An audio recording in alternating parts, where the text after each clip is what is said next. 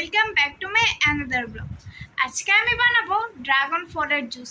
চলো গাইস, কিভাবে আমি ড্রাগন ফলের জুস বানাই। ড্রাগন ফলের জুস বানানোর জন্য নিয়েছি ড্রাগন ফল আর লেবু। এখন লেবুটা কেটে নিব।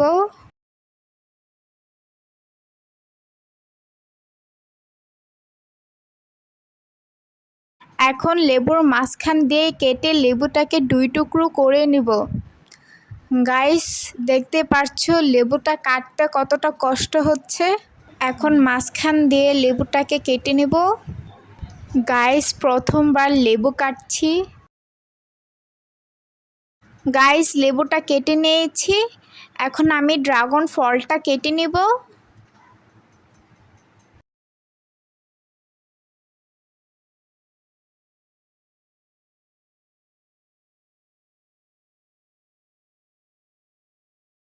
ড্রাগনটা মাঝখান দিয়ে কেটে নিব। ড্রাগনটা মাঝখান দিয়ে কেটে 4 ভাগ করে নিব। গাইস, ড্রাগন ফলগুলো কেটে নিয়েছি। এখন এগুলো ছোলাগুলো ছাড়িয়ে নিব।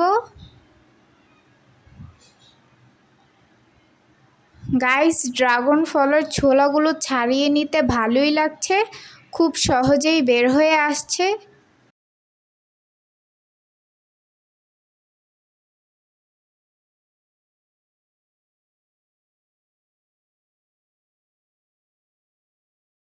গাইস, আমি এখন ড্রাগন ফলগুলো কেটে নিব।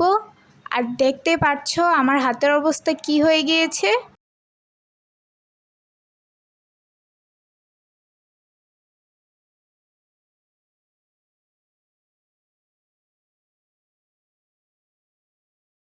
এভাবে করে আমি ড্রাগন ফলগুলো কেটে নিচ্ছি।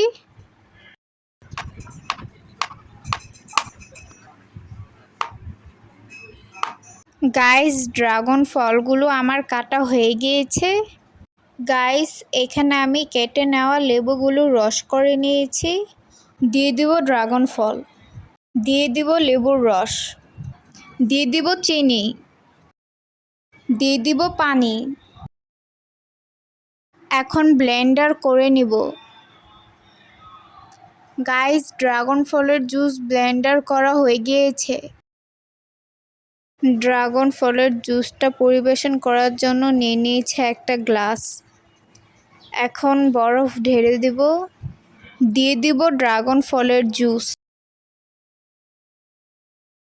গাইস, তৈরি করে ফেললাম ড্রাগন ফলের জুস। এখন আমি খেয়ে দেখবো এটা খেতে কেমন হয়েছে। বিসমিল্লাহ।